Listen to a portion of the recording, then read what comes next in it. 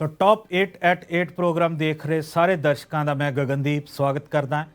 ਸੋ ਦੋਸਤੋ, ਜਿਸ ਤਰ੍ਹਾਂ ਆਪਾਂ ਇਸ ਪ੍ਰੋਗਰਾਮ ਦੇ ਵਿੱਚ ਹਫਤੇ ਭਰ ਦੀਆਂ ਖਬਰਾਂ ਦੀ ਨਜ਼ਰਸਾਨੀ ਕਰਦੇ ਹਾਂ। ਕੱਲ ਵੀ ਕੁਝ ਖਬਰਾਂ ਤੇ ਆਪਾਂ ਗੱਲਬਾਤ ਕੀਤੀ, 8 ਖਬਰਾਂ ਤੇ ਅੱਜ ਫੇਰ ਆਪਾਂ ਅਗਾਂਹ ਇਸ ਪ੍ਰੋਗਰਾਮ ਨੂੰ ਲੈ ਕੇ ਜਾਵਾਂਗੇ। ਤਾਂ ਸਭ ਤੋਂ ਪਹਿਲਾਂ ਫੇਰ ਕੋਵਿਡ-19 ਦੀ ਜਿਹੜੀ ਸਥਿਤੀ ਹੈ, ਜੋ ਅੱਜ ਦੀ ਸਥਿਤੀ ਹੈ, ਉਸ ਬਾਰੇ ਗੱਲ ਕਰਦੇ ਹਾਂ। ਅੰਟਾਰੀਓ ਦੇ ਵਿੱਚ ਜਿਹੜੇ ਕੇਸਿਸ ਹੈ ਉਹਨਾਂ ਦੀ ਗਿਣਤੀ ਜਿਹੜੀ ਆ ਉਹ ਫਿਰ 3000 ਦਾ ਅੰਕੜਾ ਛੂ ਰਹੀ ਹੈ। ਔਰ ਜੇਕਰ ਆਪਾਂ ਕੈਨੇਡਾ ਦੀ ਗੱਲ ਕਰੀਏ, ਕੈਨੇਡਾ ਦੇ ਵਿੱਚ 7 ਲੱਖ ਤੋਂ ਵੱਧ ਕੇਸ ਜਿਹੜੇ ਹੋ ਚੁੱਕੇ ਨੇ ਟੋਟਲ। ਪਰ ਚਾਹੇ ਐਕਟਿਵ ਕੇਸਿਸ ਹੁਣ ਘੱਟ ਨੇ ਕਾਫੀ, ਪਰ ਜੇਕਰ ਆਪਾਂ ਪੂਰੀ ਗਿਣਤੀ ਦੀ ਗੱਲ ਕਰੀਏ ਤਾਂ 7 ਲੱਖ ਦਾ ਅੰਕੜਾ ਜਿਹੜਾ ਕੈਨੇਡਾ ਦੇ ਵਿੱਚ ਵੀ ਛੂ ਚੁੱਕਾ ਹੈ। ਸੋ ਜੋ ਦੇਸ਼ ਦੀ ਜਿਹੜੀ ਟੌਪ ਹੈਲਥ ਅਫੀਸ਼ੀਅਲ ਹੈ ਡਾਕਟਰ ਥਰੀਸਾ ਟੈਮ, ਉਹਨਾਂ ਨੇ ਬੜੀ ਚਿੰਤਾ ਜ਼ਾਹਰ ਕੀਤੀ ਕਿ ਪਿਛਲੇ ਦਿਨੀ ਜਿਹੜੇ ਕੇਸਿਸ ਆ ਉਹ ਇੱਕਦਮ ਬਹੁਤ ਵਧੇ ਨੇ ਔਰ ਖਾਸ ਤੌਰ 'ਤੇ ਨਾਲ ਦੀ ਨਾਲ ਜਿਹੜੀ ਮੌਤਾਂ ਦੀ ਗਿਣਤੀ ਵਧੀ ਹੈ। ਉਸ ਕਰਕੇ ਉਹਨਾਂ ਨੇ ਕਿਹਾ ਕਿ ਸਾਨੂੰ ਬਹੁਤ ਜ਼ਿਆਦਾ ਹੁਣ ਧਿਆਨ ਰੱਖਣਾ ਚਾਹੀਦਾ ਹੈ। ਜਿਹਨਾਂ ਏਰੀਆਜ਼ ਦੇ ਵਿੱਚ ਜਿਹੜੇ ਕੇਸਿਸ ਜ਼ਿਆਦਾ ਵਧ ਰਹੇ ਨੇ, ਖਾਸ ਤੌਰ 'ਤੇ ਉਹਨਾਂ ਏਰੀਆਜ਼ ਨੂੰ, ਚਾਹੇ ਉਹ ਅੰਟਾਰੀਓ ਦੇ ਵਿੱਚ ਪ੍ਰੋਵਿੰਸ ਦੇ ਵਿੱਚ ਬਹੁਤ ਕੇਸਿਸ ਵਧ ਰਹੇ ਨੇ ਜਾਂ ਕਿਊਬੈਕ ਦੇ ਵਿੱਚ ਵਧ ਰਹੇ ਨੇ। ਸੋ ਇਹਨਾਂ ਰੀਜ਼ਨਸ ਦੇ ਵਿੱਚ ਲੋਕਾਂ ਨੂੰ ਜ਼ਿਆਦਾ ਜਿਹੜੀ ਆ ਉਹ ਆਪਣੀ ਸਾਵਧਾਨੀ ਵਰਤਣੀ ਚਾਹੀਦੀ ਹੈ। ਸੋ ਦੂਸਰੀ ਜਿਹੜੀ ਗੱਲ ਆ, ਵੈਕਸੀਨ ਦੀ ਵੀ ਚੱਲ ਰਹੀ ਹੈ। ਵੈਕਸੀਨੇਸ਼ਨ ਦੀ ਜਿਹੜਾ ਰੋਲ ਆਊਟ ਆ ਉਹ ਲਗਾਤਾਰ ਦੇਸ਼ ਦੇ ਵਿੱਚ ਚੱਲ ਰਿਹਾ, ਚਾਹੇ ਉਹ ਕੁਝ ਸਲੋ ਹੋਇਆ ਹੈ ਕਿਉਂਕਿ ਜਿਸ ਤਰ੍ਹਾਂ ਆਪਾਂ ਗੱਲ ਕੱਲ੍ਹ ਦੇ ਪ੍ਰੋਗਰਾਮ ਦੇ ਵਿੱਚ ਕੀਤੀ ਕਿ ਫਾਈਜ਼ਰ ਦੇ ਜਿਹੜਾ ਖੇਪ ਹੈ ਉਸ ਦੀ ਆਉਣ 'ਚ ਹੁਣ ਦੇਰੀ ਹੋ ਰਹੀ ਹੈ ਕਿਉਂਕਿ ਕੰਪਨੀ ਵੱਲੋਂ ਕੁਝ ਜਿਹੜਾ ਪ੍ਰੋਡਕਸ਼ਨ ਲਾਈਨ 'ਤੇ ਕੰਮ ਯੂਰਪ ਦੇ ਵਿੱਚ ਚੱਲ ਰਹੇ ਨੇ। ਪਰ ਜਦੋਂ ਇਸ ਦੀ ਮਾਡਲਿੰਗ ਦੀ ਗੱਲ ਹੁੰਦੀ ਹੈ, ਉਸ ਬਾਰੇ ਜਿਹੜੀ ਬੜੀ ਇੱਕ ਮਹੱਤਵਪੂਰਨ ਗੱਲ ਹੈ ਅਮਰੀਕਾ ਦੇ ਟੌਪ ਡਾਕਟਰ ਐਂਥਨੀ ਫਾਊਚੀ ਨੇ ਕੀਤੀ ਹੈ। ਉਹਨਾਂ ਨੇ ਇਹ ਕਿਹਾ ਕਿ ਉਹਨਾਂ ਨੂੰ ਲੱਗਦਾ ਹੈ ਕਿ ਚਾਹੇ ਕਿ ਅਮਰੀਕਾ ਦੇ ਵਿੱਚ ਇਹ ਕਿਹਾ ਜਾ ਰਿਹਾ ਕਿ ਵੈਕਸੀਨੇਸ਼ਨ ਦਾ ਪ੍ਰੋਸੈਸ ਫਾਸਟ ਹੈ ਇਸ ਵੇਲੇ ਐਜ਼ ਕੰਪੇਅਰ ਟੂ ਕੈਨੇਡਾ, ਪਰ ਜਿਹੜਾ ਉਹਨਾਂ ਨੇ ਕਿਹਾ ਕਿ ਕੈਨੇਡਾ ਅਤੇ ਅਮਰੀਕਾ ਉਹਨਾਂ ਨੂੰ ਲੱਗਦਾ ਹੈ ਕਿ ਜਲਦੀ ਹੀ ਦੋਨੋਂ ਹੀ ਨਾਰਮਲ ਸਿਚੁਏਸ਼ਨ 'ਚ ਆ ਜਾਣਗੇ। ਉਹਨਾਂ ਨੇ ਉਮੀਦ ਜ਼ਾਹਰ ਕੀਤੀ ਕਿ ਅਗਲੇ ਇਸ ਵਰ੍ਹੇ ਦੇ ਫਾਲ ਤੱਕ ਉਹਨਾਂ ਨੂੰ ਲੱਗ ਰਿਹਾ ਹੈ ਕਿ ਜਿਹੜੇ ਦੋਨਾਂ ਦੇਸ਼ਾਂ ਦੇ ਵਿੱਚ ਨਾਰਮੈਲਸੀ ਆ ਜਾਏਗੀ। ਕਹਿ ਸਕਦੇ ਹਾਂ ਕਿ ਸਿਚੁਏਸ਼ਨ ਜਿਹੜੀ ਆ ਉਹ ਕਾਫੀ ਜ਼ਿਆਦਾ ਕੰਟਰੋਲ ਹੇਠ ਆ ਗਈ ਹੈ। ਸੋ ਇਸ ਕਰਕੇ ਇੱਕ ਆਸ ਦੀ ਕਿਰਨ ਵੀ ਦਿਖ ਰਹੀ ਹੈ, ਜਿਹਨੂੰ ਆਪਾਂ ਕਹਿ ਸਕਦੇ ਹਾਂ ਕਿ ਕਿਤੇ ਨਾ ਕਿਤੇ ਜਿਹੜਾ ਆਸ ਦਾ ਪੱਲਾ ਫੜ ਕੇ ਰੱਖਣਾ ਪੈਂਦਾ ਹੈ। ਸੋ ਇਸ ਸਿਚੁਏਸ਼ਨ ਦੇ ਵਿੱਚ ਵੀ ਜਦੋਂ ਕੋਵਿਡ ਦੀ ਗੱਲ ਕਰਦੇ ਹਾਂ ਤਾਂ ਆਸ ਦਾ ਪੱਲਾ ਇਹੀ ਲੱਗਦਾ ਹੈ ਕਿ ਜੇਕਰ ਵੈਕਸੀਨੇਸ਼ਨ ਦਾ ਪ੍ਰੋਸੈਸ ਵਧੀਆ ਢੰਗ ਨਾਲ ਕੈਨੇਡਾ ਦੇ ਵਿੱਚ ਚੱਲ ਜਾਂਦਾ ਹੈ ਔਰ ਜਿਸ ਤਰ੍ਹਾਂ ਗਵਰਨਮੈਂਟ ਕਹਿ ਰਹੀ ਹੈ ਕਿ ਵੈਕਸੀਨੇਸ਼ਨ ਸੈਪਟੰਬਰ ਐਂਡ ਤੱਕ ਕੰਪਲੀਟ ਕਰ ਦੇਣੀ ਹੈ, ਜਿਹੜਾ ਵੀ ਚਾਹੁੰਦਾ ਵੈਕਸੀਨੇਸ਼ਨ ਲਗਾਉਣਾ, ਤਾਂ ਜਿਹੜਾ ਉਹ ਸਾਰੇ ਪਾਸੇ ਨਾਰਮੈਲਸੀ ਦੀ ਸਿਚੁਏਸ਼ਨ ਹੋ ਜਾਏਗੀ ਕਿਉਂਕਿ ਉਸ ਤੋਂ ਬਾਅਦ ਹਰਡ ਇਮਿਊਨਿਟੀ ਬਣ ਜਾਂਦੀ ਹੈ। ਜੇਕਰ ਕੁਝ ਲੋਕਾਂ ਨੇ ਨਹੀਂ ਵੀ ਲਗਵਾਈ ਫਿਰ ਵੀ ਹਰਡ ਇਮਿਊਨਿਟੀ ਡਿਵੈਲਪ ਹੋ ਜਾਂਦੀ ਹੈ। ਅੰਟਾਰੀਓ ਗਵਰਨਮੈਂਟ ਨੇ ਸਪੈਸ਼ਲੀ ਕਿਹਾ ਹੈ ਕਿ ਅੰਟਾਰੀਓ ਗਵਰਨਮੈਂਟ ਇਹ ਚਾਹੁੰਦੀ ਹੈ ਕਿ ਜੁਲਾਈ ਐਂਡ ਤੱਕ ਜਾਂ ਅਗਸਤ ਤੱਕ ਹੀ ਸਾਰੇ ਅੰਟਾਰੀਓ ਦੇ ਜਿਹੜੇ ਵਸਨੀਕ ਵੈਕਸੀਨੇਸ਼ਨ ਚਾਹੁੰਦੇ ਆ ਉਹਨਾਂ ਨੂੰ ਵੈਕਸੀਨੇਸ਼ਨ ਮਿਲ ਜਾਵੇ। ਸੋ ਸਭ ਤੋਂ ਪਹਿਲੀ ਆਪਣੀ ਇਸ ਰਿਪੋਰਟ 'ਚ ਆਪਾਂ ਦੇਖਦੇ ਹਾਂ ਜੋ ਅੱਜ ਦੀ ਸਥਿਤੀ ਹੈ ਕੋਵਿਡ-19 ਦੀ ਅੰਟਾਰੀਓ ਦੇ ਵਿੱਚ ਤੇ ਦੇਸ਼ ਦੇ ਵਿੱਚ। ਓਨਟਾਰੀਓ 'ਚ ਅੱਜ 3422 ਕੋਵਿਡ-19 ਦੇ ਕੇਸ ਰਿਪੋਰਟ ਕੀਤੇ ਗਏ ਅਤੇ ਇਸ ਮਹਾਮਾਰੀ ਨਾਲ 59 ਹੋਰ ਮੌਤਾਂ ਵੀ ਦਰਜ ਕੀਤੀਆਂ ਗਈਆਂ। ਦੱਸ ਦਈਏ ਕਿ 59 ਮੌਤਾਂ ਦੇ ਵਿੱਚੋਂ 36 ਮੌਤਾਂ ਲੌਂਗ ਟਰਮ ਕੇਅਰ ਹੋਮ ਦੇ ਵਿੱਚ ਵਾਪਰੀਆਂ। ਪਿਛਲੇ 24 ਘੰਟਿਆਂ ਦੌਰਾਨ ਪੂਰੇ ਸੂਬੇ ਦੇ ਵਿੱਚ 60000 ਦੇ ਕਰੀਬ ਕੋਵਿਡ ਟੈਸਟ ਕੀਤੇ ਗਏ ਨੇ, ਜੋ ਸਰਕਾਰ ਵੱਲੋਂ ਇੱਕ ਦਿਨ ਦੇ ਵਿੱਚ ਰੱਖੇ ਟੀਚੇ ਨਾਲੋਂ ਜ਼ਿਆਦਾ ਨੇ। ਸੂਬੇ ਦੇ ਵਿੱਚ ਕੋਵਿਡ ਦੇ ਐਕਟਿਵ ਕੇਸਾਂ ਅਤੇ ਪੋਜ਼ਿਟਿਵਿਟੀ ਦਰ ਦੇ ਵਿੱਚ ਥੋੜੀ ਜਿਹੀ ਗਿਰਾਵਟ ਦੇਖਣ ਨੂੰ ਮਿਲੀ। ਇਸ ਵਕਤ ਸੂਬੇ ਦੇ ਵਿੱਚ ਪੋਜ਼ਿਟਿਵਿਟੀ ਦਰ 5.2 ਦੱਸੀ ਜਾ ਰਹੀ ਹੈ, ਜੋ ਪਿਛਲੇ ਹਫ਼ਤੇ 6.2 ਤੇ ਸੀ। ਹਰ ਰੋਜ਼ ਦੀ ਤਰ੍ਹਾਂ ਅੱਜ ਵੀ ਸਭ ਤੋਂ ਜ਼ਿਆਦਾ ਕੇਸ ਟੋਰਾਂਟੋ 'ਚ ਦੇਖਣ ਨੂੰ ਮਿਲੇ, ਜਿੱਥੇ ਟੋਰਾਂਟੋ ਦੇ ਵਿੱਚ 1035, ਉੱਤੇ ਹੀ ਪੀਲ ਦੇ ਵਿੱਚ 585 ਅਤੇ ਯਾਰਕ ਦੇ ਵਿੱਚ 246 ਕੋਵਿਡ ਦੇ ਕੇਸ ਸਾਹਮਣੇ ਆਏ ਨੇ। ਸਿਹਤ ਅਧਿਕਾਰੀਆਂ ਦੇ ਮੁਤਾਬਿਕ ਹਸਪਤਾਲਾਂ ਦੇ ਵਿੱਚ ਕੋਵਿਡ ਦਾ ਇਲਾਜ ਕਰਵਾ ਰਹੇ ਲੋਕਾਂ ਦੇ ਵਿੱਚ ਥੋੜੀ ਜਿਹੀ ਗਿਰਾਵਟ ਦੇਖਣ ਨੂੰ ਮਿਲੀ। ਇਸ ਵਕਤ ਸੂਬੇ ਦੇ ਹਸਪਤਾਲਾਂ ਦੇ ਵਿੱਚ 1500 ਤੋਂ ਜ਼ਿਆਦਾ ਕੋਵਿਡ ਪੀੜਤ ਆਪਣਾ ਇਲਾਜ ਕਰਵਾ ਰਹੇ ਨੇ, ਜਿਨ੍ਹਾਂ ਦੇ ਵਿੱਚੋਂ 395 ਲੋਕ ICU ਦੇ ਵਿੱਚ ਰੱਖੇ ਗਏ ਨੇ ਅਤੇ 293 ਲੋਕ ਵੈਂਟੀਲੇਟਰ ਦੀ ਮਦਦ ਨਾਲ ਸਾਹ ਲੈ ਰਹੇ ਨੇ। ਜਾਣਕਾਰੀ ਦੱਸਦੀ ਕਿ ਓਨਟਾਰੀਓ ਨੇ ਸ਼ਨੀਵਾਰ ਨੂੰ ਕੋਵਿਡ-19 ਟੀਕੇ ਦੀਆਂ 11000 ਤੋਂ ਵੱਧ ਖੁਰਾਕਾਂ ਦਿੱਤੀਆਂ ਨੇ ਅਤੇ ਫਾਈਜ਼ਰ ਵੈਕਸੀਨ ਦੀ ਦੂਜੀ ਖੇਪ ਦਾ ਇੰਤਜ਼ਾਰ ਕੀਤਾ ਜਾ ਰਿਹਾ ਹੈ, ਜਿਸ ਦੇ ਵਿੱਚ ਲਗਾਤਾਰ ਦੇਰੀ ਹੁੰਦੀ ਜਾ ਰਹੀ ਹੈ। ਸੋ ਦੋਸਤੋ, ਅਗਲੀ ਖਬਰ ਵੱਲ ਚੱਲਦੇ ਹਾਂ। ਸੋ ਜਿਹੜੀ ਅਮਰੀਕਾ ਨਾਲ ਸੰਬੰਧਿਤ ਹੈ। ਸੋ ਜਿਸ ਤਰ੍ਹਾਂ ਅਮਰੀਕਾ ਦੇ ਵਿੱਚ 20 ਜਨਵਰੀ ਨੂੰ ਜੋ ਬਾਈਡਨ ਜਿਹੜੇ ਗੱਦੀ ਸੰਭਾਲ ਰਹੇ ਨੇ ਰਾਸ਼ਟਰਪਤੀ ਦੇ ਅਹੁਦੇ ਦੀ, ਤੋ ਇਹ ਉਮੀਦ ਕੀਤੀ ਜਾ ਰਹੀ ਕਿ ਬਹੁਤ ਸਾਰੇ ਜਿਹੜੇ ਐਗਜ਼ੀਕਿਊਟਿਵ ਆਰਡਰਸ ਉਹ ਨਵੇਂ ਲਿਆਉਣਗੇ, ਜਿਸ ਦੇ ਵਿੱਚ ਖਾਸ ਤੌਰ 'ਤੇ ਜੋ ਡੋਨਲਡ ਟਰੰਪ ਹੁਣਾਂ ਵੱਲੋਂ ਕਈ ਤਰ੍ਹਾਂ ਦੇ ਫੈਸਲੇ ਲੈ ਕੇ ਸਨ ਉਹਨਾਂ ਨੂੰ ਉਲਟਾਇਆ ਜਾਵੇਗਾ। ਸੋ ਇਸ ਦੇ ਵਿੱਚ ਇੱਕ ਬੜਾ ਮਹੱਤਵਪੂਰਨ ਫੈਸਲਾ ਹੈ ਜਿਹੜਾ ਕਲਾਈਮੇਟ ਚੇਂਜ ਨਾਲ ਸੰਬੰਧਿਤ ਹੈ, ਕਿਉਂਕਿ ਆਪਾਂ ਜਾਣਦੇ ਕਿ ਡੋਨਲਡ ਟਰੰਪ ਹੁਣਾਂ ਨੇ ਕਲਾਈਮੇਟ ਚੇਂਜ ਦੇ ਮਸਲੇ ਦੇ ਉੱਤੇ ਜਿਹੜਾ ਪੈਰਿਸ ਅਕੋਰਡ ਹੈ, ਜਿਸ ਦੇ ਵਿੱਚ ਬਹੁਤ ਸਾਰੇ ਦੇਸ਼ਾਂ ਨੇ ਸਹੀ ਪਾਈ ਹੋਈ ਹੈ, ਦੁਨੀਆ ਦੇ ਦੇਸ਼ਾਂ ਨੇ, ਔਰ ਕੈਨੇਡਾ ਨੇ ਵੀ ਉਸ ਦੇ ਉੱਤੇ ਸਹੀ ਪਾਈ ਹੋਈ ਹੈ ਕਿ ਉਹਦੇ ਅਕੋਰਡਿੰਗਲੀ ਜਿਹੜਾ ਕਾਰਬਨ ਫੁੱਟਪ੍ਰਿੰਟ ਉਸ ਨੂੰ ਕੰਟਰੋਲ ਕੀਤਾ ਜਾਵੇਗਾ ਔਰ ਜਿਹੜਾ ਪ੍ਰਦੂਸ਼ਣ ਹੈ ਉਹ ਘਟਾਇਆ ਜਾਵੇਗਾ। ਪਰ ਡੋਨਲਡ ਟਰੰਪ ਉਹਨਾਂ ਨੇ ਅਮਰੀਕਾ ਨੂੰ ਉਸ ਦੇ ਵਿੱਚੋਂ ਕੱਢ ਲਿਆ ਸੀ ਔਰ ਕਿਹਾ ਸੀ ਕਿ ਅਸੀਂ ਪੈਰਿਸ ਅਕੋਰਡ ਨੂੰ ਨਹੀਂ ਮੰਨਦੇ, ਔਰ ਉਹਨਾਂ ਨੇ ਕਿਹਾ ਅਮਰੀਕਾ ਜਿਹੜਾ ਉਹ ਬਿਲਕੁਲ ਕੋਈ ਖਾਸ ਪ੍ਰਦੂਸ਼ਣ ਨਹੀਂ ਕਰਦਾ। ਸੋ ਇਸ ਬਾਰੇ ਜੋ ਬਾਈਡਨ ਨੇ ਇਹ ਕਿਹਾ ਕਿ ਉਹ ਜਿਹੜਾ ਦੁਬਾਰਾ ਤੋਂ ਜਿਹੜਾ ਅਮਰੀਕਾ ਨੂੰ ਉਸ ਪੈਰਿਸ ਅਕੋਰਡ 'ਚ ਲੈ ਕੇ ਜਾਣਗੇ ਤਾਂ ਕਿ ਪ੍ਰਦੂਸ਼ਣ ਜਿਹੜਾ ਉਸ ਨੂੰ ਕੰਟਰੋਲ ਕੀਤਾ ਜਾਵੇ। ਸੋ ਕਲਾਈਮੇਟ ਚੇਂਜ ਬੜਾ ਵੱਡਾ ਮੁੱਦਾ ਰਿਹਾ ਹੈ ਅਮਰੀਕਨ ਇਲੈਕਸ਼ਨ ਦੇ ਵਿੱਚ ਵੀ, ਚਾਹੇ ਕੋਵਿਡ ਕਰਕੇ ਕੋਵਿਡ ਹੀ ਵੱਡਾ ਮੁੱਦਾ ਬਣ ਗਿਆ ਸੀ, ਪਰ ਕਲਾਈਮੇਟ ਚੇਂਜ ਬਾਰੇ ਵੀ ਗੱਲ ਹੁੰਦੀ ਰਹੀ। ਇਸ ਤੋਂ ਬਿਨਾਂ ਜਿਹੜਾ ਇੱਕ ਬੜਾ ਮਹੱਤਵਪੂਰਨ 1.9 ਟ੍ਰਿਲੀਅਨ ਡਾਲਰਸ ਦਾ ਇੱਕ ਪਲਾਨ, ਰੈਸਕਿਊ ਪਲਾਨ ਜਿਹੜਾ ਉਹਨਾਂ ਨੇ ਕਿਹਾ ਉਹ ਲਿਆਂਦਾ ਜਾਵੇਗਾ ਜੋ ਬਾਈਡਨ ਨੇ, ਔਰ ਇਸ ਬਾਰੇ ਜਿਹੜੀ ਗੱਲਬਾਤ ਚੱਲ ਰਹੀ ਹੈ ਕਿ ਇਸ ਨੂੰ ਕਿੰਨੇ ਕੇ ਸੈਨੇਟਰਸ ਦੀ ਜਾਂ ਹਾਊਸਸ, ਦੋਨੋਂ ਹਾਊਸ ਜਿਹੜੇ ਨੇ ਅਮਰੀਕਾ ਦੇ ਵਿੱਚ, ਉਹਨਾਂ ਦੀ ਸਪੋਰਟ ਮਿਲਦੀ ਹੈ ਕਿ ਨਹੀਂ ਮਿਲਦੀ, ਕਿਉਂਕਿ ਇਸ ਵੇਲੇ ਡੈਮੋਕ੍ਰੈਟਿਕ ਜਿਹੜੀ ਪਾਰਟੀ ਹੈ ਉਸ ਦੀ ਲਗਭਗ ਜਿਹੜੇ ਮੈਜੋਰਟੀ ਦੇ ਨੇੜੇ ਪਹੁੰਚੇ ਹੋਏ ਨੇ। ਕਮਾਲਾ ਹੈਰਿਸ ਦੀ ਵੋਟ ਦੇ ਨਾਲ ਜਿਹੜਾ ਉਹਨਾਂ ਨੂੰ ਲੱਗਦਾ ਹੈ ਕਿ ਉਹਨਾਂ ਨੂੰ ਮੈਜੋਰਟੀ ਮਿਲ ਜਾਏਗੀ ਸੈਨੇਟ ਦੇ ਵਿੱਚ ਜਦੋਂ ਕਮਾਲਾ ਹੈਰਿਸ ਵੀ ਜਿਹੜੇ ਵਾਈਸ ਪ੍ਰੈਜ਼ੀਡੈਂਟ ਬਣ ਜਾਣਗੇ, ਤਾਂ ਫਿਰ ਹੋ ਸਕਦਾ ਹੈ ਕਿ ਜਿਹੜਾ ਰੈਸਕਿਊ ਪਲਾਨ ਇਹ ਜਲਦੀ ਪਾਸ ਹੋ ਜਾਵੇ। ਸੋ ਇਸ ਪਲਾਨ ਦੇ ਰਾਹੀਂ ਉਹ ਚਾਹੁੰਦੇ ਨੇ ਕਿ ਜਿਹੜੀ ਅਨਐਮਪਲੋਇਮੈਂਟ ਹੈ ਅਮਰੀਕਾ ਦੇ ਵਿੱਚ ਹੋਈ ਡਿਊ ਟੂ ਕੋਵਿਡ, ਉਸ ਤੋਂ ਬਿਨਾਂ ਜਿਹੜੇ ਲੋਕ ਜਿਹੜੇ ਹੰਗਰ ਇੰਡੈਕਸ ਦੇ ਵਿੱਚ ਨੇ ਜਾਂ ਭੁੱਖੇ ਸੌਂਦੇ ਨੇ, ਉਹਨਾਂ ਲਈ ਵੀ ਉਹ ਕੰਮ ਕਰਨਾ ਚਾਹੁੰਦੇ ਨੇ। ਔਰ ਬੜਾ ਜ਼ਰੂਰੀ ਹੈ ਜਿਹੜਾ ਉਹਨਾਂ ਨੇ ਕਿਹਾ ਕਿ ਜਿਹੜਾ ਅਮਰੀਕਾ ਨੂੰ ਹੈਲਪ ਮਿਲਦੀ ਹੈ ਅਮਰੀਕਨਾਂ ਨੂੰ ਡਿਊ ਟੂ ਕੋਵਿਡ, ਜਿਹੜੀ ਕਿ $600 ਦਾ ਹੁਣ ਚੈੱਕ ਪਿੱਛੇ ਜੇ ਜਾਰੀ ਕੀਤਾ ਗਿਆ, ਜਿਹੜਾ ਡੋਨਲਡ ਟਰੰਪ ਜਿਸ ਤੇ ਪਹਿਲਾਂ ਅੜੇ ਸਨ ਕਿ ਜ਼ਿਆਦਾ ਹੋਣਾ ਚਾਹੀਦਾ, ਉਸ 'ਚ ਹੀ ਉਹਨਾਂ ਨੇ ਕਿਹਾ ਕਿ $1400 ਹੋਰ ਜੋੜੇ ਜਾਣਗੇ ਤੇ ਟੋਟਲ ਜਿਹੜਾ ਉਸ ਨੂੰ $2000 ਪਰ ਪਰਸਨ ਜਿਹੜਾ ਕੀਤਾ ਜਾਵੇਗਾ, ਔਰ ਪਰ ਫੈਮਿਲੀ ਉਹ ਅਲੱਗ ਇੱਕ ਰੇਸ਼ੋ ਹੈ, ਪਰ ਫੈਮਿਲੀ ਉਸ ਤੋਂ ਜ਼ਿਆਦਾ ਹੋਵੇਗਾ। ਸੋ ਇਸ ਤਰ੍ਹਾਂ ਦੀਆਂ ਬਹੁਤ ਸਾਰੀਆਂ ਚੇਂਜਸ ਜਿਹੜੇ ਜੋ ਬਾਈਡਨ ਜਿਹੜੇ ਉਹ ਆਉਂਦਿਆਂ ਹੀ ਆਪਣੀ ਗੱਦੀ ਸੰਭਾਲਣ ਤੋਂ ਬਾਅਦ ਕੁਝ ਹੀ ਦਿਨਾਂ ਦੇ ਵਿੱਚ ਉਹ ਵਾਅਦਾ ਕਰ ਰਹੇ ਨੇ ਲਿਆਉਣ ਦੀਆਂ, ਔਰ ਬਹੁਤ ਸਾਰੇ ਜਿਹੜੇ ਨਵੇਂ ਐਡਵਾਈਜ਼ਰਸ ਆਪਣੀ ਟੀਮ ਦੇ ਵਿੱਚ ਸ਼ਾਮਲ ਕਰ ਰਹੇ ਨੇ, ਔਰ ਇਸ 'ਚ ਬਹੁਤ ਸਾਰੇ ਭਾਰਤੀਆਂ ਨੂੰ ਵੀ ਸ਼ਾਮਲ ਕੀਤਾ ਜਾ ਰਿਹਾ। ਜਿਹੜੇ ਭਾਰਤੀ ਮੂਲ ਦੇ ਲੋਕ ਨੇ ਉਹਨਾਂ ਦੇ ਵਿੱਚ 20 ਦੇ ਕਰੀਬ ਭਾਰਤੀ ਮੂਲ ਦੇ ਲੋਕ ਵੀ ਉਹਨਾਂ ਦੀ ਉਸ ਟੀਮ ਦੇ ਵਿੱਚ ਆਏ ਨੇ। ਔਰ ਆਪਾਂ ਜਾਣਦੇ ਕਮਾਲਾ ਹੈਰਿਸ ਵੀ ਜਿਹੜੇ ਵਾਈਸ ਪ੍ਰੈਜ਼ੀਡੈਂਟ ਬਣ ਰਹੇ ਨੇ ਉਹ ਵੀ ਉਹਨਾਂ ਦੀ ਮਦਰ ਵੀ ਭਾਰਤ ਤੋਂ ਸਨ, ਇਸ ਕਰਕੇ ਉਹਨਾਂ ਨੂੰ ਵੀ ਅਮਰੀਕਨ ਇੰਡੀਅਨ ਕਿਹਾ ਜਾਂਦਾ ਹੈ, ਅਫਰੀਕਨ ਅਮਰੀਕਨ ਇੰਡੀਅਨ। ਸੋ ਇਸ ਤੋਂ ਬਿਨਾਂ ਵੀ ਬਹੁਤ ਸਾਰੇ ਜਿਹੜੇ ਮਾਹਰ ਉਹਨਾਂ ਨੇ ਟੀਮ ਵਿੱਚ ਸ਼ਾਮਲ ਕੀਤੇ ਜਾ ਰਹੇ ਨੇ। ਖਾਸ ਤੌਰ 'ਤੇ ਉਹ ਸਾਇੰਸ ਐਡਵਾਈਜ਼ਰਸ ਵੀ ਬਹੁਤ ਸਾਰੇ ਸ਼ਾਮਲ ਕਰ ਰਹੇ ਨੇ ਔਰ ਕਹਿੰਦੇ ਨੇ ਕਿ ਮੈਂ ਜਿਹੜੀ ਆਪਣੇ ਜਿਹੜੇ ਫੈਸਲੇ ਆ ਉਹ ਜਿਹੜੇ ਉਹ ਸਾਇੰਸ ਤੇ ਡਾਟਾ ਦੇ ਹਿਸਾਬ ਨਾਲ ਹੀ ਲਵਾਂਗਾ। ਸੋ ਆਪਣੀ ਇਸ ਰਿਪੋਰਟ 'ਚ ਆਪਾਂ ਦੇਖਦੇ ਹਾਂ ਕਿ ਕਿਸ ਤਰ੍ਹਾਂ ਜਿਹੜੀ ਅਮਰੀਕਾ ਦੇ ਵਿੱਚ ਨਵੀਂ ਹਕੂਮਤ ਆ ਰਹੀ ਹੈ ਜੋ ਬਾਈਡਨ ਦੀ ਜਿਹੜੀ ਅਗਵਾਈ ਦੇ ਹੇਠ, ਉਹ ਕਿਸ ਤਰ੍ਹਾਂ ਜਿਹੜੇ ਆਪਣੇ ਨਵੇਂ ਫੈਸਲੇ ਲੈਣ ਜਾ ਰਹੀ ਹੈ। ਨਵੇਂ ਚੁਣੇ ਗਏ ਰਾਸ਼ਟਰਪਤੀ ਜੋ ਬਾਈਡਨ ਆਪਣੇ ਕਾਰਜਕਾਲ ਦੇ ਪਹਿਲੇ ਦਿਨ ਦੇਸ਼ ਦੇ ਸਾਹਮਣੇ ਮੌਜੂਦ 4 ਚੁਣੌਤੀਆਂ ਕੋਵਿਡ-19 ਸੰਕਟ, ਆਰਥਿਕ ਸੰਕਟ, ਵਾਤਾਵਰਣ ਸੰਬੰਧੀ ਸੰਕਟ ਤੇ ਨਸਲੀ ਅਸਮਾਨਤਾ ਨਾਲ ਨਜਿੱਠਣ ਲਈ ਕਰੀਬ 1 ਦਰਜਨ ਪ੍ਰਸਤਾਵਾਂ ਤੇ ਦਸਤਖਤ ਕਰਨਗੇ। ਇੱਕ ਰਿਪੋਰਟ ਦੇ ਮੁਤਾਬਿਕ 20 ਜਨਵਰੀ ਨੂੰ ਸਹੁੰ ਚੁੱਕ ਸਮਾਗਮ ਦੇ ਬਾਅਦ ਬਾਈਡਨ ਕਰੀਬ 12 ਅਹਿਮ ਫੈਸਲੇ ਲੈਣ ਜਾ ਰਹੇ ਨੇ। ਇਹਨਾਂ ਫੈਸਲਿਆਂ ਦਾ ਅਸਰ ਨਾ ਸਿਰਫ ਅਮਰੀਕਾ ਸਗੋਂ ਪੂਰੀ ਦੁਨੀਆ ਤੇ ਪਵੇਗਾ। ਜਾਣਕਾਰੀ ਦੇ ਮੁਤਾਬਿਕ ਇਹਨਾਂ ਪ੍ਰਸਤਾਵਾਂ ਦੇ ਜ਼ਰੀਏ ਅਮਰੀਕਾ ਵਾਪਸ ਪੈਰਿਸ ਜਲਵਾਯੂ ਸਮਝੌਤੇ ਨਾਲ ਜੁੜ ਜਾਵੇਗਾ, ਨਾਲ ਹੀ ਮੁਸਲਿਮ ਦੇਸ਼ਾਂ ਤੇ ਲੱਗੀ ਪਾਬੰਦੀ ਵੀ ਖਤਮ ਹੋ ਜਾਵੇਗੀ। ਰਾਸ਼ਟਰਪਤੀ ਜੋ ਬਾਈਡਨ ਚੁਣੇ ਜਾਣ ਤੋਂ ਬਾਅਦ ਯੂਐਸ ਮੈਕਸੀਕੋ ਸਰਹੱਦ ਤੇ ਵੱਖ ਹੋਏ ਪਰਿਵਾਰਾਂ ਨੂੰ ਮੁੜ ਜੋੜਨ ਅਤੇ ਕੋਵਿਡ-19 ਦੌਰਾਨ ਮਾਸਕ ਪਾਉਣਾ ਲਾਜ਼ਮੀ ਕਰਨਗੇ। ਸਹੁੰ ਚੁੱਕਣ ਦੇ 100 ਦਿਨਾਂ ਦੇ ਅੰਦਰ ਬਾਈਡਨ ਸੰਸਦ ਵਿੱਚ ਇੱਕ ਨਵਾਂ ਇਮੀਗ੍ਰੇਸ਼ਨ ਪਲਾਨ ਵੀ ਪੇਸ਼ ਕਰਨਗੇ। ਇਸ ਯੋਜਨਾ ਦੇ ਤਹਿਤ ਲੱਖਾਂ ਅਜਿਹੇ ਪ੍ਰਵਾਸੀਆਂ ਨੂੰ ਅਮਰੀਕੀ ਨਾਗਰਿਕਤਾ ਦਿੱਤੇ ਜਾਣ ਦਾ ਰਸਤਾ ਸਾਫ਼ ਹੋਵੇਗਾ ਜੋ ਬਿਨਾਂ ਕਾਗਜ਼ਾਤ ਦੇ ਅਮਰੀਕਾ ਵਿੱਚ ਰਹਿ ਰਹੇ ਨੇ।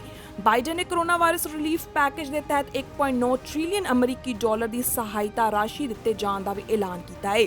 ਦੂਸਰੇ ਪਾਸੇ ਭਾਰਤੀਆਂ ਲਈ ਮਾਣ ਵਾਲੀ ਗੱਲ ਹੈ ਕਿ ਬਾਈਡਨ ਨੇ ਆਪਣੇ ਪ੍ਰਸ਼ਾਸਨ ਵਿੱਚ ਅਹਿਮ ਅਹੁਦਿਆਂ ਤੇ 13 ਔਰਤਾਂ ਸਮੇਤ ਘੱਟੋ-ਘੱਟ 20 ਭਾਰਤੀ ਅਮਰੀਕੀਆਂ ਨੂੰ ਨਾਮਜ਼ਦ ਕੀਤਾ ਹੈ। ਇਹਨਾਂ 20 ਭਾਰਤੀ ਅਮਰੀਕੀਆਂ ਵਿੱਚੋਂ ਘੱਟੋ-ਘੱਟ 17 ਲੋਕ ਸ਼ਕਤੀਸ਼ਾਲੀ ਵਾਈਟ ਹਾਊਸ ਵਿੱਚ ਮਹੱਤਵਪੂਰਨ ਅਹੁਦਾ ਸੰਭਾਲਣਗੇ। ਅਮਰੀਕਾ ਦੀ ਕੁੱਲ ਆਬਾਦੀ ਦਾ 1% ਭਾਰਤੀ ਅਮਰੀਕੀ ਹਨ ਅਤੇ ਇਸ ਛੋਟੇ ਭਾਈਚਾਰੇ ਵਿੱਚੋਂ ਕਿਸੇ ਪ੍ਰਸ਼ਾਸਨ ਵਿੱਚ ਪਹਿਲੀ ਵਾਰ ਇੰਨੀ ਵੱਧ ਗਿਣਤੀ ਵਿੱਚ ਲੋਕਾਂ ਨੂੰ ਨਿਯੁਕਤ ਕੀਤਾ ਜਾਵੇਗਾ। ਸੋ ਅਗਲੇ ਪੜਾਅ 'ਚ ਆਪਾਂ ਫੇਰ ਗੱਲ ਕਰਦੇ ਹਾਂ ਟੋਰਾਂਟੋ ਦੀ। ਸੋ ਟੋਰਾਂਟੋ ਦੇ ਵਿੱਚ ਜਿਸ ਤਰ੍ਹਾਂ ਆਪਾਂ ਜਾਣਦੇ ਹਾਂ ਕਿ ਅੰਟਾਰੀਓ ਦੇ ਵਿੱਚ ਸਟੇ ਐਟ ਹੋਮ ਆਰਡਰਸ ਨੇ, ਤੇ ਟੋਰਾਂਟੋ ਦੇ ਵਿੱਚ ਸ਼ਹਿਰ ਦੇ ਵਿੱਚ ਬਹੁਤ ਸਾਰੇ ਕੇਸਿਸ ਸਾਹਮਣੇ ਆ ਰਹੇ ਨੇ ਹਜੇ ਵੀ ਲਗਾਤਾਰ ਕੋਵਿਡ ਦੇ, ਜਿਸ ਕਰਕੇ ਟੋਰਾਂਟੋ ਦੀ ਸਥਿਤੀ ਜਿਹੜੀ ਉਹ ਗੰਭੀਰ ਮੰਨੀ ਜਾਂਦੀ ਹੈ। ਪਰ ਫਿਰ ਵੀ ਕੁਝ ਲੋਕ ਅਜਿਹੇ ਨੇ ਜਿਹੜੇ ਕਿ ਉੱਥੇ ਇਹਨਾਂ ਸਟੇ ਐਟ ਹੋਮ ਆਰਡਰਸ ਦਾ ਵਿਰੋਧ ਕਰ ਰਹੇ ਨੇ ਔਰ ਲਗਾਤਾਰ ਪ੍ਰਦਰਸ਼ਨ ਕਰ ਰਹੇ ਨੇ। ਸੋ ਇਹਨਾਂ ਪ੍ਰਦਰਸ਼ਨਾਂ ਬਾਰੇ ਹੀ ਆਪਾਂ ਗੱਲ ਕਰਾਂਗੇ, ਪਰ ਇੱਕ ਛੋਟੀ ਜਿਹੀ ਕਮਰਸ਼ੀਅਲ ਬ੍ਰੇਕ ਤੋਂ ਬਾਅਦ। At Atlantic Immigration, we have over 15 years of experience assisting clients with their immigration matters. ਭਾਵੇਂ work permit, study permit, spouse sponsorship, investor class ਜਾਂ ਰਿਫਿਊਜੀ ਕਲੇਮ, ਤੁਸੀਂ ਸਾਨੂੰ ਮੁਫਤ ਸਲਾਹ ਲਈ ਕੰਟੈਕਟ ਕਰ ਸਕਦੇ ਹੋ at 9053620202। ਜੇ ਤੁਹਾਡਾ ਕਿਸੇ ਵੀ ਪ੍ਰਕਾਰ ਦਾ ਇਮੀਗ੍ਰੇਸ਼ਨ ਕੇਸ ਰਿਫਿਊਜ਼ ਹੋ ਗਿਆ ਹੈ, ਅਪੀਲ ਕਰਨਾ ਤੁਹਾਡਾ ਹੱਕ ਹੈ। ਤੁਸੀਂ ਸਾਨੂੰ ਕੰਟੈਕਟ ਕਰ ਸਕਦੇ ਹੋ ਫॉर फ्री ਕੰਸਲਟੇਸ਼ਨ at 9053620202। अपने घर के खाने में कुछ अलग ही बात होती है, चाहे वो मक्खन वाली दाल हो या घी वाली इडलियां। आखिर वैरायटी भी तो जरूरी है ना।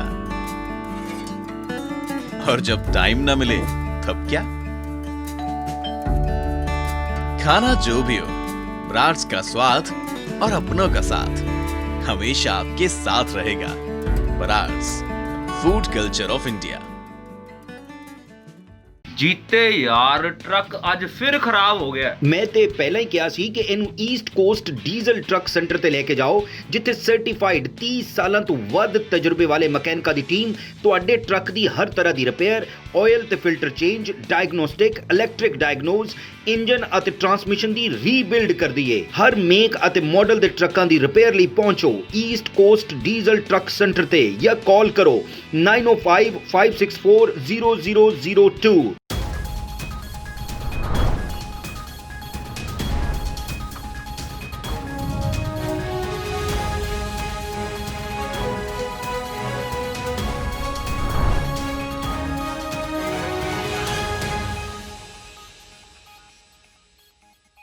ਸੋ ਬ੍ਰੇਕ ਤੋਂ ਬਾਅਦ ਫਿਰ ਹਾਜ਼ਰ ਹਾਂ ਲੈ ਕੇ ਪ੍ਰੋਗਰਾਮ ਟੌਪ 8 at 8।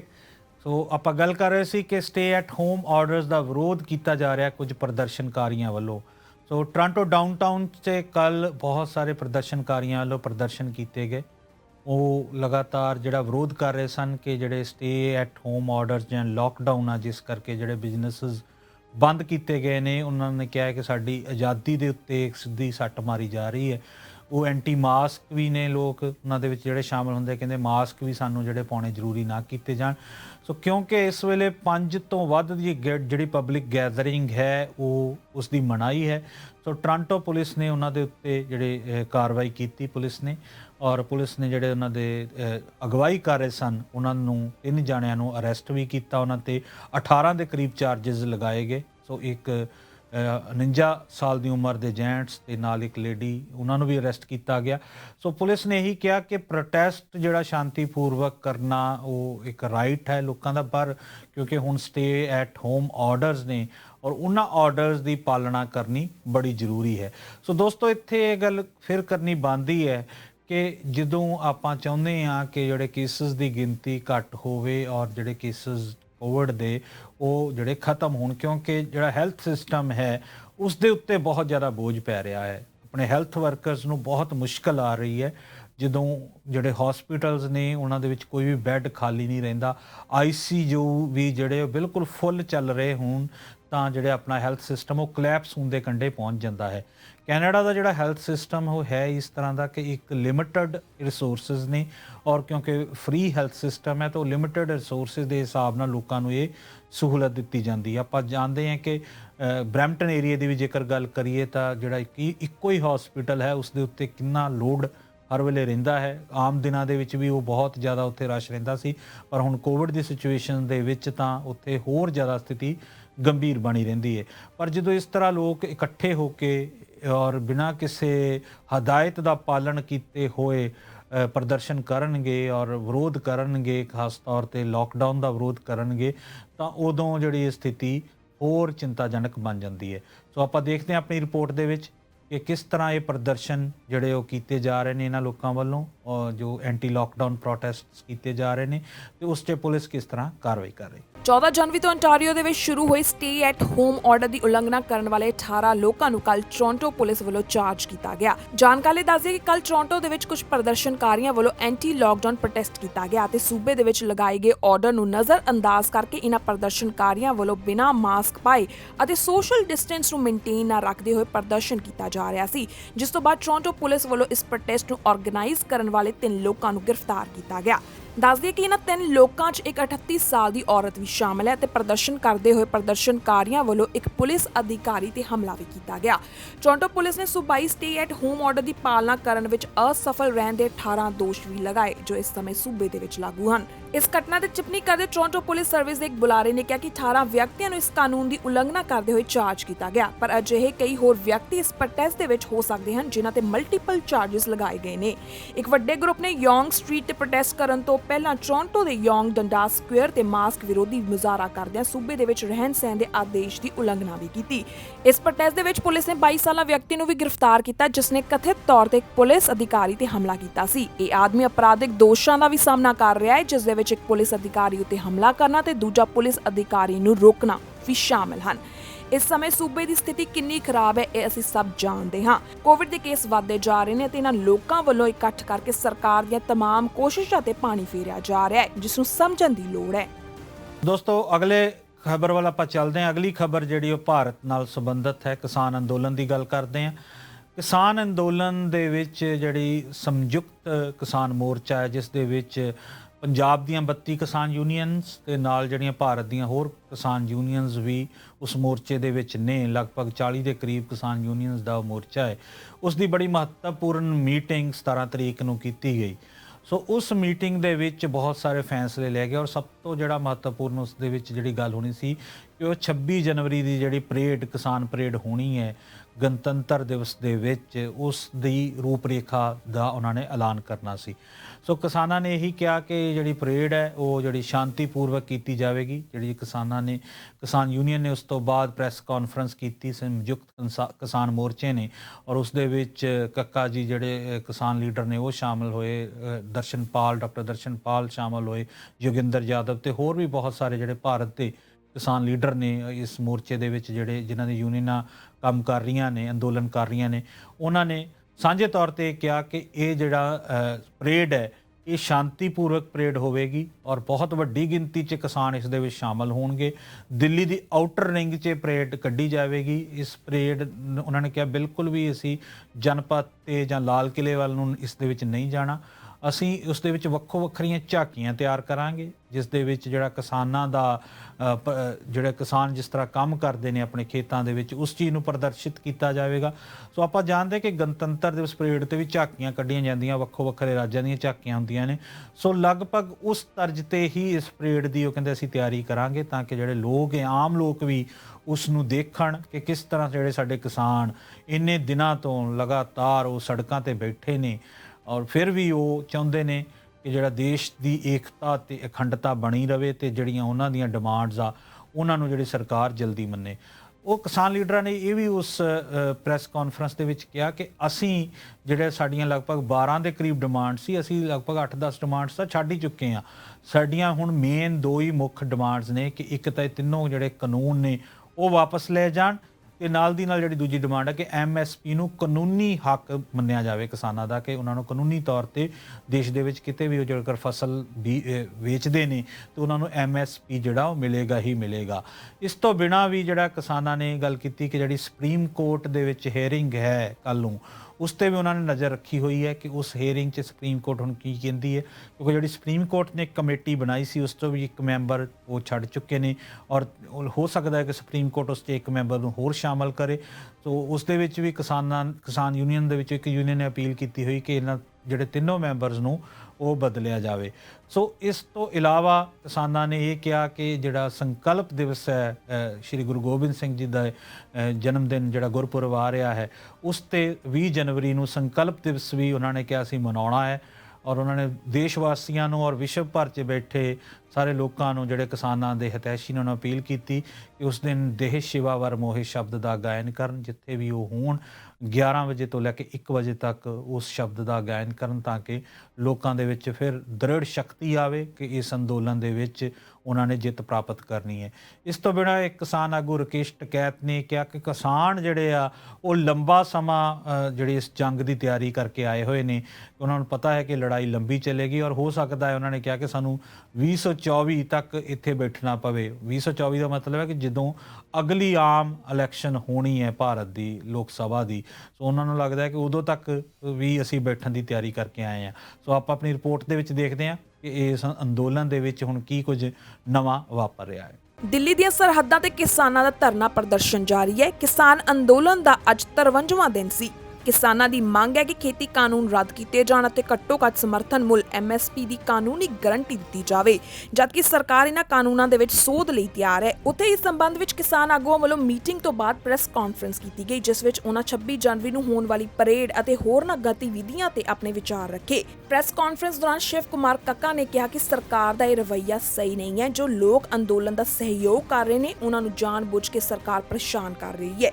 ਸਰਕਾਰ ਹੁਣ ਅਤਿਆਚਾਰ ਕਰ ਰਹੀ ਹੈ, ਜੋ ਕਿ ਨਿੰਦਾਯੋਗ ਹੈ। ਉਹਨਾਂ ਕਿਹਾ ਕਿ ਸਰਕਾਰ ਕਿਸੇ ਤਰ੍ਹਾਂ ਦੀ ਅਜਿਹੀ ਕੋਈ ਹਰਕਤ ਨਾ ਕਰੇ ਜਿਸ ਨਾਲ ਉਹਨਾਂ ਦੇ ਰਾਸਤੇ ਦੇ ਵਿੱਚ ਅੜਚਨ ਪੈਦਾ ਹੋਵੇ, ਪਰ ਸਰਕਾਰ ਨਾ ਭੁੱਲੇ ਕਿ ਕਿਸਾਨ ਅੰਦੋਲਨ ਟਲੇਗਾ ਨਹੀਂ। ਇਹ ਧਰਨਾ ਇੰਝ ਹੀ ਚੱਲੇਗਾ। ਸੰਘਰਸ਼ ਦੇ ਵਿੱਚ ਜਾਨ ਗਵਾਉਣ ਵਾਲੇ 121 ਸ਼ਹੀਦਾਂ ਦੀ ਯਾਦ ਦੇ ਵਿੱਚ ਦੀਵੇ ਵੀ ਜਗਾਏ ਜਾਣਗੇ। ਦੂਸਰੇ ਪਾਸੇ ਯਾਦਵ ਨੇ ਕਿਹਾ ਕਿ 26 ਜਨਵਰੀ ਦੀ ਪਰੇਡ ਜ਼ਰੂਰ ਹੋਵੇਗੀ ਅਤੇ ਇਸ ਦੇ ਵਿੱਚ ਸਰਕਾਰ ਕਿਸੇ ਵੀ ਤਰ੍ਹਾਂ ਦਾ ਵਿਘਨ ਪਾਉਣ ਦੀ ਕੋਈ ਕੋਸ਼ਿਸ਼ ਨਾ ਕਰੇ। ਇਸ ਦੇ ਨਾਲ ਹੀ ਉਹਨਾਂ ਕਿਹਾ ਕਿ ਕਿਸਾਨ ਵੀ ਗਣਤੰਤਰ ਦਿਵਸ ਦੇ ਵਿੱਚ ਹਿੱਸਾ ਲਵੇਗਾ ਤੇ ਰਾਸ਼ਟਰੀ ਰਿਵਾਜਾਂ ਦੇ ਅਨੁਸਾਰ ਹੋਣ ਵਾਲੀ ਪਰੇਡ ਤੋਂ ਬਾਅਦ ਕਿਸਾਨ ਆਪਣੇ ਝੰਡੇ ਲਹਿਰਾਉਣ ਦੀ ਰਸਮ ਅਦਾ ਕਰਨਗੇ, ਪਰ ਇਸ ਦਾ ਖਿਆਲ ਰੱਖਿਆ ਜਾਵੇ ਕਿ ਕਿਸੇ ਵੀ ਸਿਆਸੀ ਪਾਰਟੀ ਦਾ ਸਮਰਥਨ ਅੱਗੇ ਨਹੀਂ ਆਵੇਗਾ ਤੇ ਨਾਲ ਹੀ ਕੋਈ ਸਿਆਸੀ ਝੰਡਾ ਆਦਿ ਇਸ ਰੈਲੀ ਦੇ ਵਿੱਚ ਲਗਾਇਆ ਜਾਵੇਗਾ, ਕਿਉਂਕਿ ਇਹ ਲੋਕ ਜਨ ਦੀ ਰੈਲੀ ਹੈ, ਨਾ ਕਿ ਕਿਸੇ ਸਿਆਸੀ ਪਾਰਟੀ ਦੀ। ਜੇਕਰ ਸ਼ਾਂਤੀ ਰਹੇਗੀ ਤਾਂ ਜਿੱਤ ਕਿਸਾਨ ਦੀ ਹੀ ਹੋਵੇਗੀ। ਆਗੂਆਂ ਵੱਲੋਂ ਕਿਹਾ ਗਿਆ ਕਿ ਸ਼ਾਂਤੀਪੂਰਵਕ ਇਹ ਪਰੇਡ ਹੋਵੇਗੀ ਅਤੇ ਸਰਕਾਰ ਗਲਤ ਅਫਵਾਹਾਂ ਨਾ ਫੈਲਾਵੇ। ਕੱਲ ਮਹਿਲਾ ਦਿਵਸ ਵਜੋਂ ਦਿਨ ਮਨਾਇਆ ਜਾਵੇਗਾ। ਅਸੀਂ ਤੈਅ ਕੀਤਾ ਕਿ ਸਾਰੀਆਂ ਔਰਤਾਂ ਮੰਦਿਰ ਜਾਂ ਗੁਰਦੁਆਰੇ ਜਾ ਕੇ ਕੀਰਤਨ ਕਰਨਗੀਆਂ ਤੇ ਜਿਨ੍ਹਾਂ ਦੀਆਂ ਜਾਨਾਂ ਗਈਆਂ ਨੇ ਉਹਨਾਂ ਦੇ ਲਈ ਅਰਦਾਸ ਕੀਤੀ ਜਾਵੇਗੀ। ਸਰਕਾਰ ਨਾਲ ਬੈਠਕ ਤੋਂ ਪਹਿਲਾਂ ਖੇਤੀਬਾੜੀ ਮੰਤਰੀ ਨਰਿੰਦਰ ਤੋਮਰ ਦਾ ਬਿਆਨ ਖੇਤੀਬਾੜੀ ਕਾਨੂੰਨ ਦੇ ਪੱਖ ਦੇ ਵਿੱਚ ਆਉਣਾ ਇੱਕ ਤਰ੍ਹਾਂ ਨਾਲ ਜਾਣਬੁੱਝ ਕੇ ਦਿੱਤਾ ਗਿਆ ਬਿਆਨ ਹੈ। ਯੁੱਧਵੀਰ ਨੇ ਕਿਹਾ ਕਿ ਅਸੀਂ ਮੀਟਿੰਗ ਦੇ ਵਿੱਚ ਜ਼ਰੂਰ ਜਾਵਾਂਗੇ, ਸਾਡੇ ਹੌਸਲੇ ਬੁਲੰਦ ਨੇ ਤੇ ਸਰਕਾਰ ਦੀਆਂ ਚਾਲਾਂ ਨੂੰ ਕਾਮਯਾਬ ਨਹੀਂ ਹੋਣ ਦਿੱਤਾ ਜਾਵੇਗਾ। हिस्सा ज्यादातर वो चला गया है। अभी तक 121 किसान हमारे इस आंदोलन में शहादत दे चुके हैं। उनको हम सभी साथियों के साथ बार बार श्रद्धांजलि देते हैं। हरियाणा में एक यात्रा चालू हुई है, अभी गांव-गांव में वो जा रही है यात्रा राष्ट्रीय किसान महासंघ के बैनर पर। हर घर से एक चम्मच घी और उस गांव की मिट्टी को लेकर ये जो धरना स्थल है, इन धरना स्थलों पर अखंड ज्योति उन शहीदों की याद में जलाई जाएगी जब तक ये आंदोलन यहाँ चलेगा। और जो मिट्टी गांव-गांव से लेके आ रहे हैं, उससे उस धरना के पास में हमारे जो साथी हैं, जो धरने के अलग अलग मुखिया हैं, वो वहां पर वृक्षारोपण करेंगे उन शहीदों की याद में। बाकी मैं अपने साथियों को देता हूं, वो आपसे चर्चा करेंगे। साथियों, आपको ध्यान होगा 4 दिन पहले हमने 26 जनवरी रिपब्लिक डे प्रोग्राम के बारे में आपको कुछ बताया था। आप में से साथियों ने पूछा था कि जी एग्जैक्टली क्या होगा। हमने कहा था 17 तारीख को मीटिंग है, 17 तारीख को मीटिंग में हम फैसला लेंगे और आपको उसके बारे में बताएंगे। तो उसी के हिसाब से आज हमने जो तय किया है उसके 5 सूत्र मैं आपको पढ़ के सुना देता हूं। यही बात हम एक लिख के अंग्रेजी में भी रिलीज कर देंगे। पहला, पूर्व घोषित कार्यक्रम के अनुसार 26 जनवरी को किसान गणतंत्र परेड का आयोजन दिल्ली के भीतर किया जाएगा। 2 तारीख को हम घोषित कर चुके थे प्रेस कॉन्फ्रेंस में कि ये परेड होगी, दिल्ली के अंदर होगी।